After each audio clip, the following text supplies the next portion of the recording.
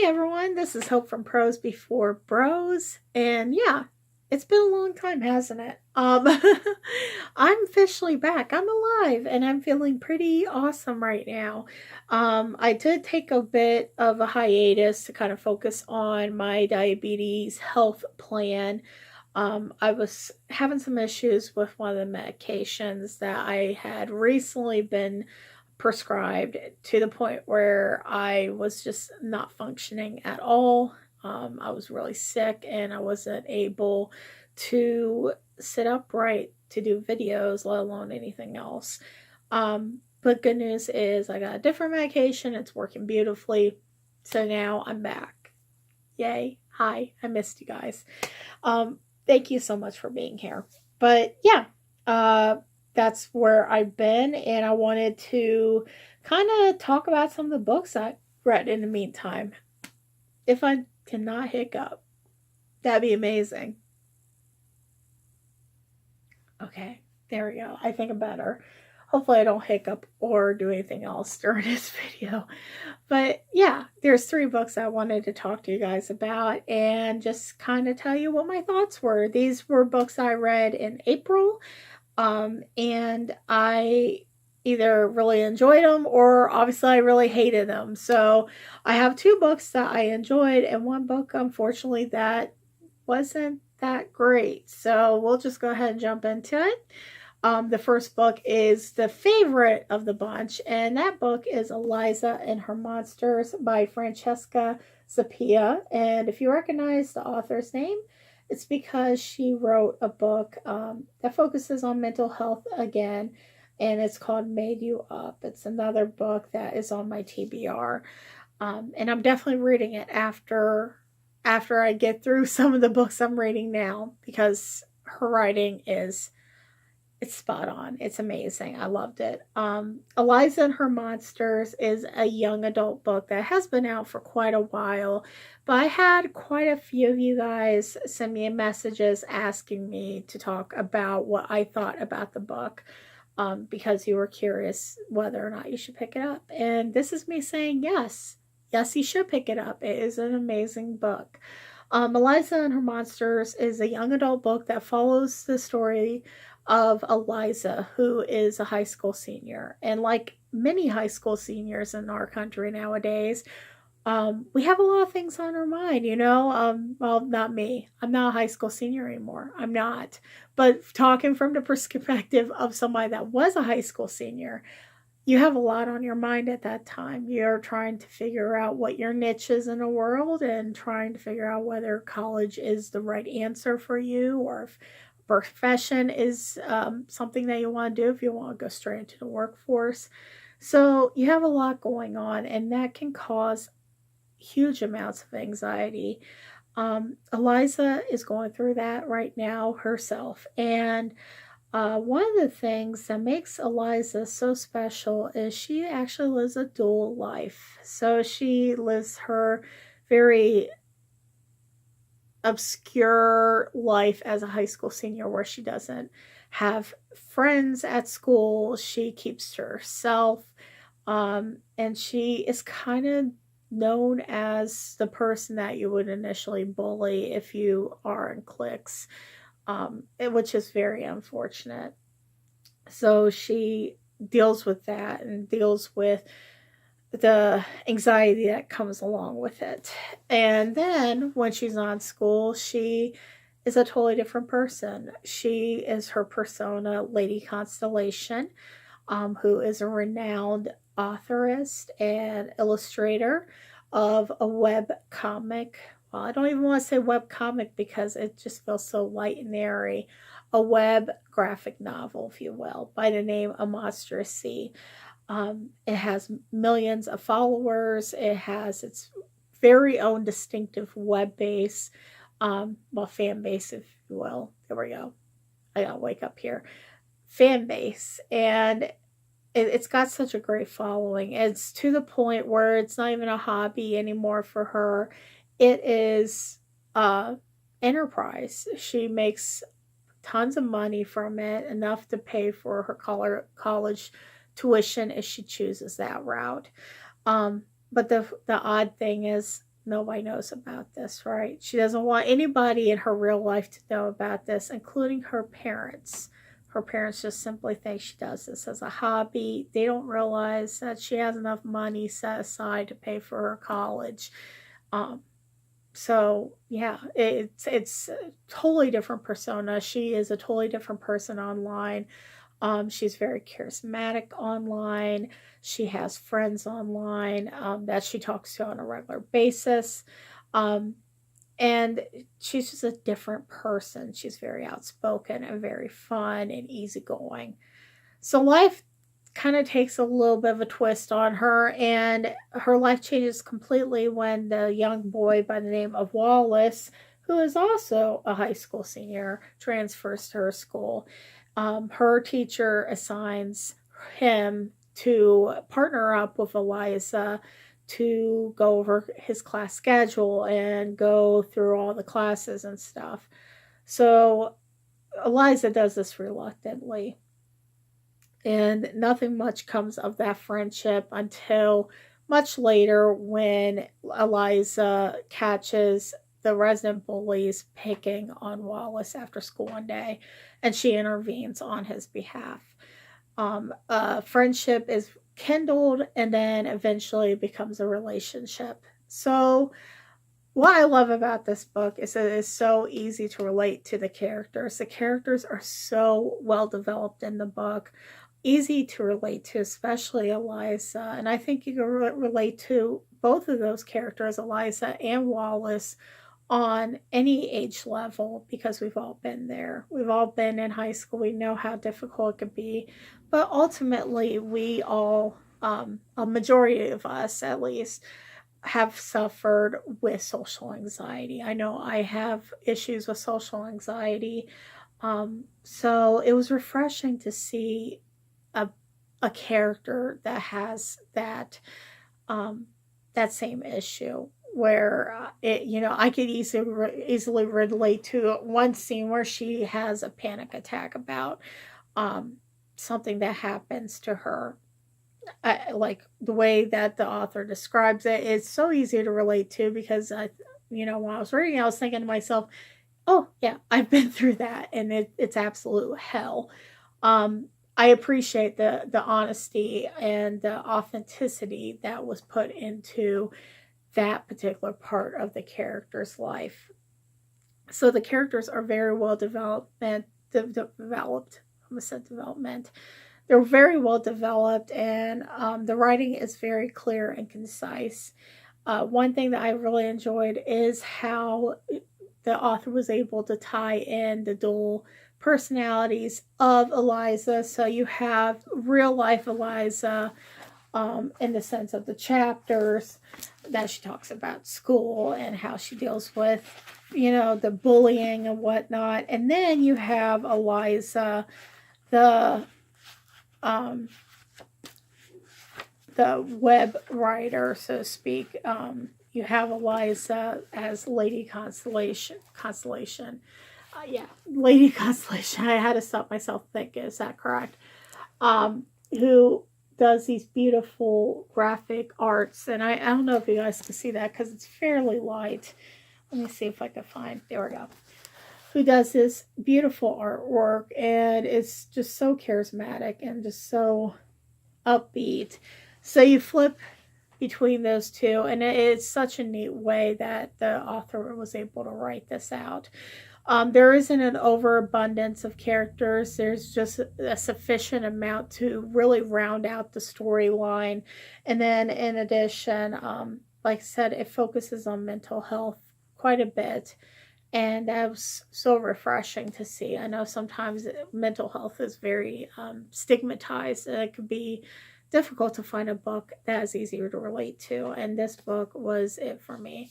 I gave it a 5-star, which I've seldom done. There's only a few books that I could probably count on both my hands that I give 5 stars to. This one was definitely one of those that I gave a 5-star rating to. Very easy read, very quick read, and yeah, I enjoyed it, and I'm definitely going to keep this in my collection. So, all right, next book is a little bit different. It is actually a nonfiction essay book, and that is the book Shrill by Lindy West. You guys probably have heard the name flipping around a lot lately. Hulu has actually just started a series based on this book of essays, and no, I haven't read it yet. Well, read it. I haven't watched it yet. I read the book. I haven't watched the series yet, for goodness sake, Hope. So yeah, I actually finished this book up last month, and this was a recommendation of my mother's. So she called me one day and said, I think you need to pick this book up, because I recently came out of the booktube closet with her, and this is one of the books that she recommended I read and give my critique on. But it is a series of essays by Lindy West regarding her life as a plus size female, in several roles, and the role of a girlfriend, and the role of a potential stepmother, in the role of a daughter, a role of a writer and editor, and a role of a comedian. So she wears a lot of hats in this book. She talks about how she's dealt with fat phobia. She talks about some really touchy subjects. I will tell you that she does talk about abortion. And she also talks about rape culture. So if those two things are triggers for you, please be advised that that is a discussion that comes up in the book. Now, I really did enjoy this book. I gave it 4 stars out of 5 on Goodreads, but realistically, I think it would be like a 3.75 or a 3.5. Very quick read, very easy to get through. And just, there were some things that made me cry, and there were some things that made me laugh. A lot of easy things to relate to. So I'm really looking forward to sitting down and watching the show at some point, but I need to get caught up with my other shows I have on the back burner. So yeah, that is Shrill by Lindy West, and since it is, I think they have a reprinting of it out, and I do recall seeing it in one of the kiosks in the front of Barnes and Noble. So if you're interested, definitely give it a pick up. All right. Last book. This is going to suck. This is a book that I believe I told you guys that I was really stoked about reading. It sounded like it was going to be good. And it just fell very short. And the best way I could describe it is, if you're on Facebook and you have seen this particular meme, it's a meme of this really white dude, and he's wearing like the Will Smith kind of ball cap, and he said, yo, I'm straight up not having a good time, bro.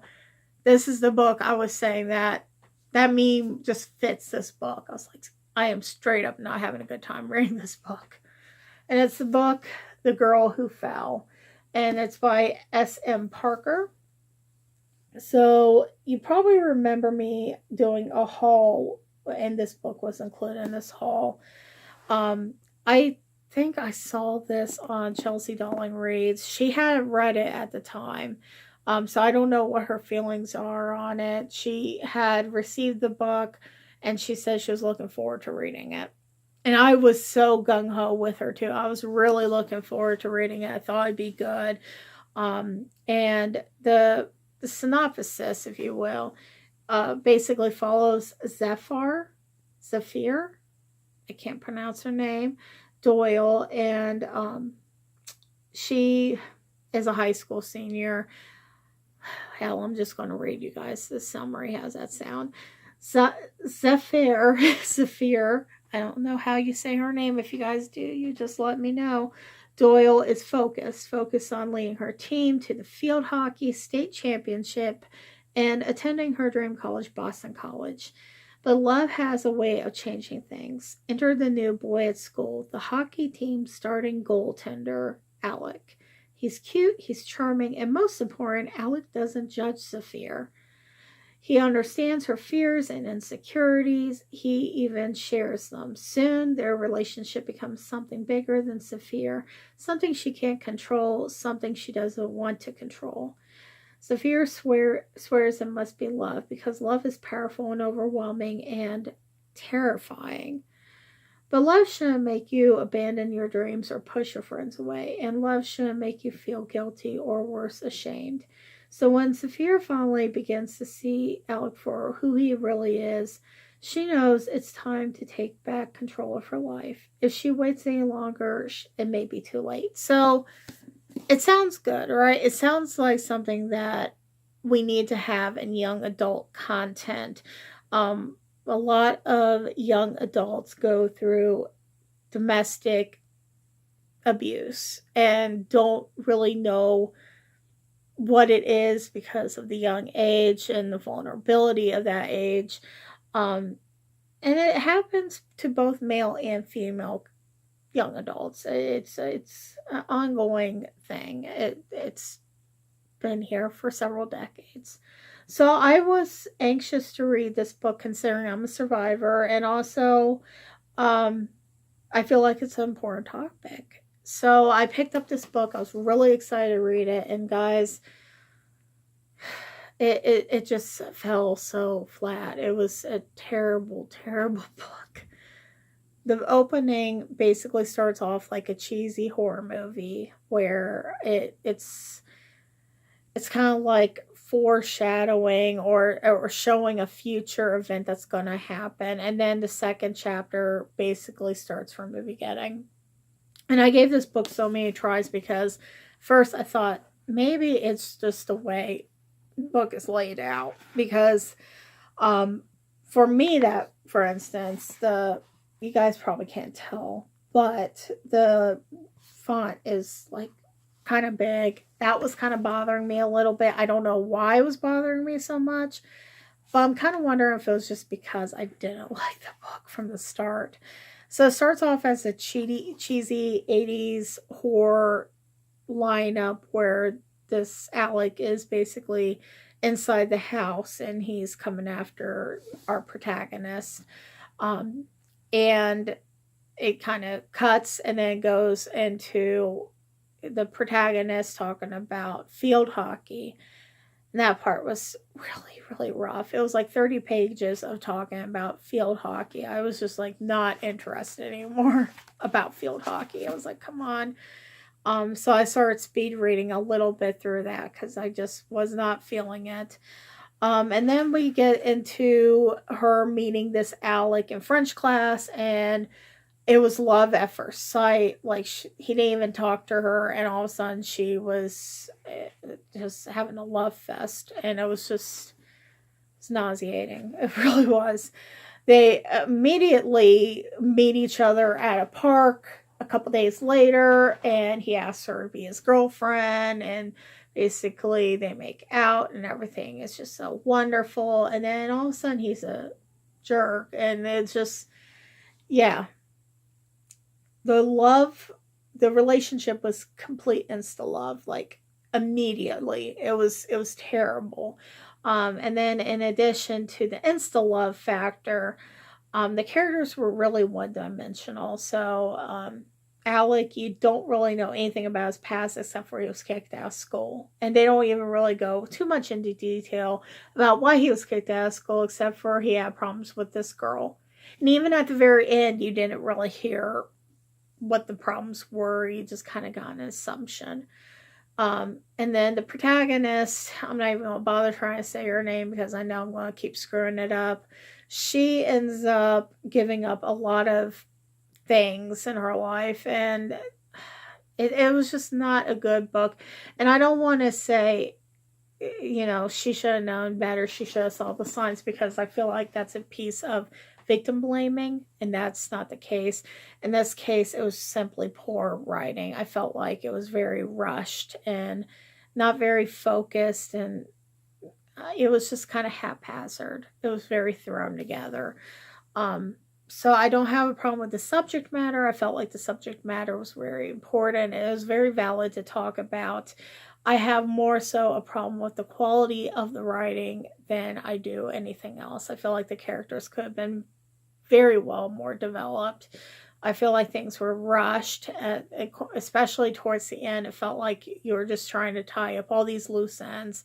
that you had all these little plots ran into the story, subplots, and you were just scrambling around trying to tie up the loose ends at the very end, and honestly it wasn't working for the book.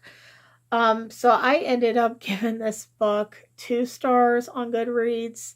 um and I was favoring, I think the reason why I gave it the 2 stars is I felt like again, the subject matter is important, but I don't think the writing itself stood up, was worthy of the subject matter. Does that make sense? Hope that makes sense. So sadly, this is a hard pass for me. Like I said, I gave it 2 stars. I feel like I was being pretty gracious about it. Um, if it had just a little bit more attention with the writing, if the author had just taken a little more dedication to it, I think it would have been a better book. But this is definitely a hard pass, and it is going in my unhaul. So yeah, that is all I have for this particular video. Currently, I'm in the middle of reading You'd Be Mine, which is basically a loose written portrayal of June Carter, my gosh, June Carter and Johnny Cash. I need to get some sleep, you guys. But hopefully I'm going to be done with that soon so I could talk to you guys about that book as well. So that is my reviews for now. And if you read any of these books, please leave your comments below, whether you agree or disagree with any of it. Or if you've had some good reads that you want to pass on, definitely leave it below. I'll be happy to check those out.